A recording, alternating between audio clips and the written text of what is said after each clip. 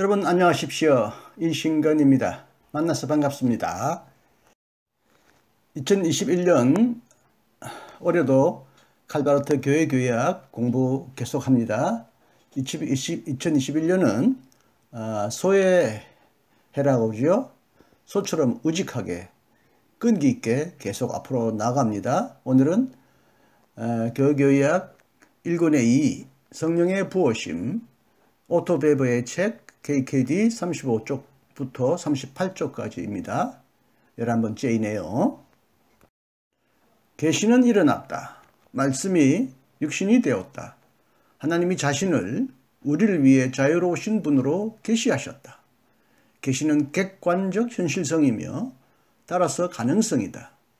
그러나 우리가 지금까지 구원받음이라고 부르는 주관적인 것은 어떠한가? 이 질문은 성령 안에서 대답을 찾았다. 성령은 계시의 주관적 현실성이며 이와 함께 계시의 주관적 가능성이기도 하다. 성령 안에서 인간을 위한 하나님의 자유와 상응하는 하나님을 위한 인간의 자유가 존재한다. 이제 바르트는 먼저 하나님의 자유가 주관적으로 현실적인 공간에 대해 질문한다. 이 공간은 교회다. 교회는 스스로 객관적 측면을 가지고 있다. 이를 통해 하나님의 계시가 계시의 객관적 현실성의 분명한 표징 안에서 인간에게 온다. 교회는 그 객관적 측면에 따라서 성내전적으로, 즉 세례와 성찬의 유비에 따라 이해되어야 한다. 성내전적 공간인 교회 안에서 인간은 자신에게 베풀어진 세례로부터 출발하여 자신에게 베풀어질 성찬을 향해 가고 있는 존재로 자신을 이해한다. 이 공간 안에서 인간은 신앙으로 시작하여 신앙으로 가고 있다. 믿음에서 믿음으로 로마서 1장 17절.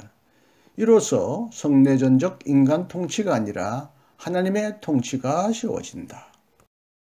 다른 한편으로 하나님의 계시는 하나님을 통해 계시의 객관적 현실성이 바로 자신을 위해 존재한다고 확신하는 인간의 실존 안에서 그 주관적 현실성 안에 있다. 이 주관적 현실성 안에서 그는 자신을 아들의 형제로 말씀을 듣는 자와 행하는 자로 이해할 수 있게 된다. 먼저 부정적으로 말하면 만약 우리가 성령 안에 있지 않다면 하나님을 위해 자유롭지 않다. 긍정적으로 말하면 1. 성령의 부어심을 통해 인간의 자유 안에서 하나님의 계시가 인간에게 일어나는 일이 가능해진다. 왜냐하면 그가 하나님의 계시 안에서 하나님의 말씀을 들을 수 있게 되기 때문이요. 2. 하나님의 계시 안에서 하나님의 말씀이 그에게 말해짐으로써 그가 그러한 사건이 일어날 자신의 가능성을 가지게 되기 때문이요. 3.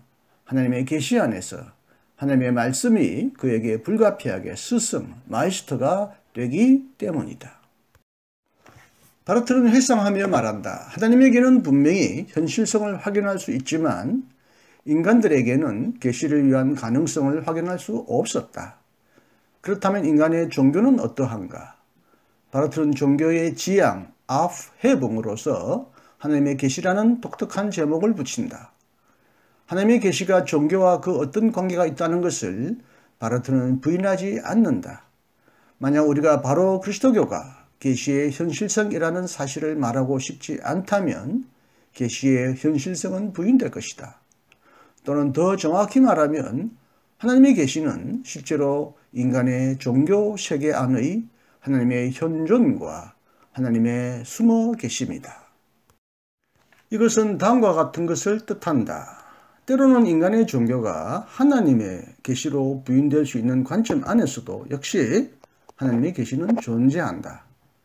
다시 말하면 인간의 종교가 종교 세계 안에서 현실인 한 하나님의 계시가 나름대로 종교, 예컨대 종교의 정점이나 완성일 수 있다는 오해를 받게 된다. 이런 오해가 침투하는 곳에서는 바르트의 입장에 따르면 정통주의에서 이런 일이 일어났다.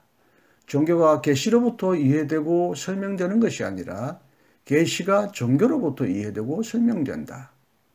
계시와 종교의 관계를 체계적 분류의 의미로 설명하는 것은 생각될 수 없다. 우리는 하나를 분석한 다음에 다른 것을 분석할 수 없다.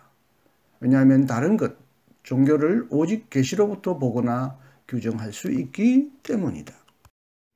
따라서 이제 종교는 오직 불신앙으로 하나의 종교로 하나님이 없는 불경한 인간들의 관심거리로 규정해야 한다. 이것은 두 측면에서 설명할 수 있다. 먼저 종교에서는 하나님의 현실성 대신에 인간이 자기 생각대로 자기 힘으로 만든 하나님 이미지가 등장한다. 구체적으로 말해서 만약 그가 믿었더라면 그는 들었을 것이다. 그러나 종교 안에서 그는 말한다. 만약 그가 믿었더라면 그는 그 어떤 것을 선물로 받았을 것이다. 그러나 종교 안에서 그는 그 어떤 것을 스스로 취한다. 만약 그가 믿었더라면 그는 하나님이 친히 하나님을 위해 개입하도록 허용했을 것이다. 그러나 종교 안에서 그는 하나님을 붙잡으려고 감행한다. 종교는 이러한 붙잡음이기 때문에 계시에 대한 반항이다. 다른 한편으로 종교 안에서 인간은 자신의 존재를 스스로 완성하고 자기 자신을 어렵게 하고 거룩하게 하려고 시도한다. 계시 중에 계시는 하나님은 바로 이것을 참지 않으신다.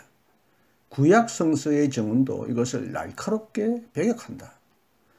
바르트는 이러한 신학적 판단을 예컨대 종교학적 가치 판단과 혼동해서 생각하는 것을 단호히 거부한다.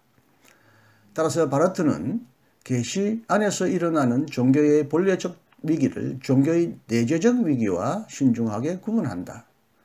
종교의 내재적 위기는 종교가 항상 인간의 본성과 소유물의 반영이라는 인식으로부터 자라난다.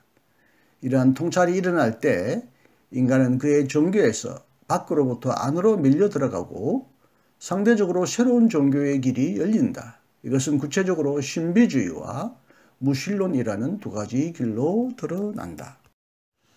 신비주의는 보수적이고 무신론은 경박하고 유치하지만 최종적으로는 더 강력하다.